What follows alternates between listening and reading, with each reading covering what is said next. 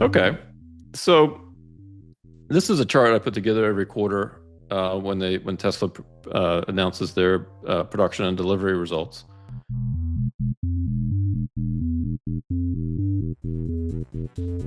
And it's fairly easy to calculate the number of days of inventory, right? You take the new vehicle ending inventory, divide by the quarterly deliveries, divided by 75, and you get to 11 days of inventory. Okay. Okay. Now, the industry kind of uses a 6-day week. So this is kind of like 2 weeks of inventory. Okay. Okay. And you can see here what it has been going all the way back to September of 2012. Okay. So during the COVID times, inventories were super low. Right. And in recent years, they bumped up a little bit, but still pretty low. But what I like to do is adjust this for the fact that when Tesla makes a vehicle, it takes a minute to get the vehicle in the customer's hands. Right. And so if we adjust for that, we get what I call true inventory days. And my adjustment essentially factors in the shipping time from, Shanghai to customers, the shipping time from Fremont to customers in Germany and so on. And I come up with about a global average of like 18 days or 3 weeks essentially. Okay, so if we back off then that 11 days for the 3-week, shipping time, Right. we actually have essentially a 7-day or 1-week negative inventory. Right. All right, this is globally. It's probably Yes. worse in the US. Right. And it's probably higher internationally. Right. So anyway, it's the reality is that Tesla sells every car that it makes. Right. And especially if you look back over the last, whatever that is, 10 years, 12 years, it's been consistently so. Yeah. Yeah. So it's interesting. If we had this for the other automakers, it would not look like this. Right. Right. Not even close. Far more inventory. Now they have the ability to kind of stuff the channel. They can sell the cars to the dealers and have it sit there for a year if they want to. So either way, Tesla runs a pretty tight ship here, and this last quarter, they're back down to the negative inventory again. Again, that's by design, and that's fine.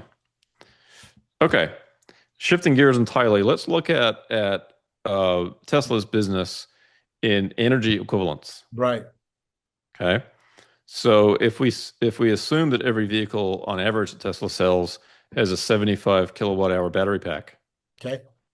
Okay, so the vehicles over the last 12 months have delivered 129 gigawatt hours of energy. Okay.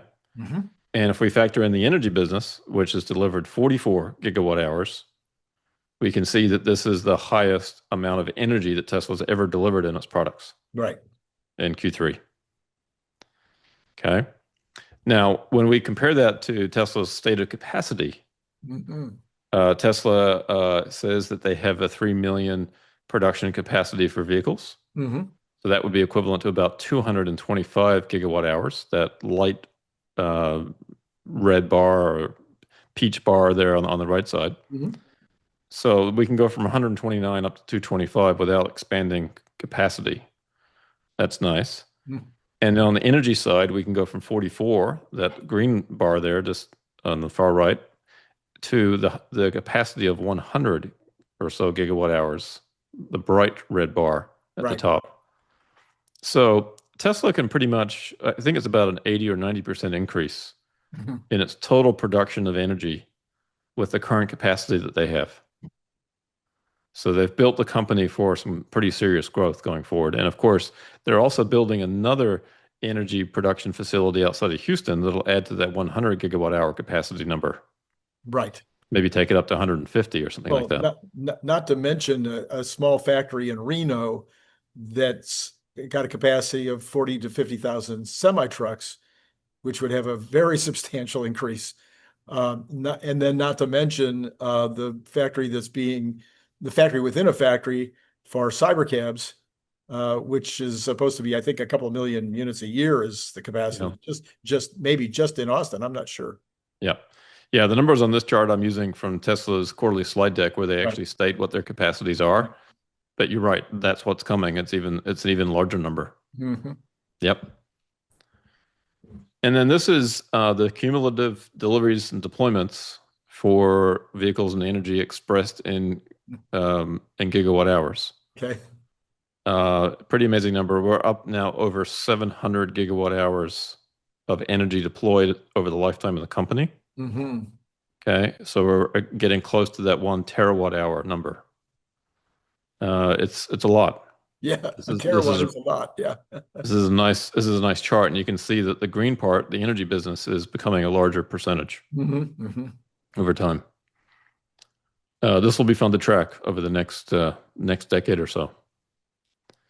Okay, so you can think of Tesla now as as an energy company, right? In that sense. Yeah, actually, I made the switch to energy company about 4 years ago, before I even started doing the show, as opposed to an auto company. And I think I might have been influenced by Warren on that, because Warren really started talking about counting Tesla in terms of battery units of batteries. Yeah. As a way to figure it. And then of course Elon changed 2 years ago and said, no, we're really an AI company specializing in robotics. So we've had kind of 3 transitions: the auto company to energy company, now AI company. Yeah, ultimately it's the AI company, which is another word for intelligence. Right. It's really an intelligence company in terms of where it's moving towards. Yep. But even there with robots, we can track the energy content of robots too, and track it on this chart. So we've kind of got both things going for the foreseeable future. Yes, as the book that you are one of the authors of will cleverly point out over and over again, what we're looking at right now is energy equals AI equals wealth. Yeah, absolutely.